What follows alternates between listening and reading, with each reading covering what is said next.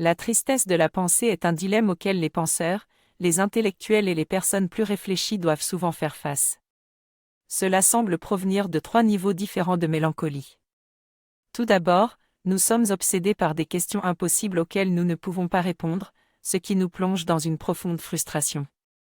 Deuxièmement, bien que la pensée soit notre trésor le plus précieux et nous permette de nous échapper, elle est aussi le bien le plus commun et banal du monde, car nos pensées sont en grande partie des clichés privés. Enfin, la pensée est limitée par l'outil qu'elle utilise pour s'articuler dans le monde, le langage.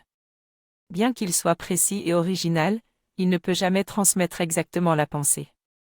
Heureusement, il existe des armes pour lutter contre cette tristesse, comme la méditation et la recherche de la beauté dans la vie quotidienne. Je fais part d'une réflexion sur la pensée et les limites du langage en m'appuyant sur les idées de George Steiner. Malgré les échanges humains éternels, la pensée est souvent décevante car nous ne pouvons jamais exprimer nos pensées avec la précision que nous souhaiterions. Cela nous conduit souvent à la mélancolie du manque d'expression satisfaisante.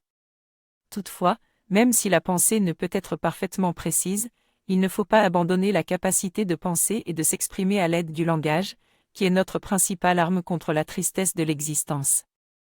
Le langage est un outil puissant que nous devons chérir et développer afin de maintenir notre esprit à distance de la mélancolie. Toutefois, pour dépasser la tristesse et l'ordinaire, il faut être capable de penser de manière originale, ce qui est rare mais possible. En bref, la pensée est notre trésor le plus précieux, alors nous devons la traiter avec respect et la cultiver pour pouvoir l'utiliser pleinement comme une arme contre la tristesse et l'ennui.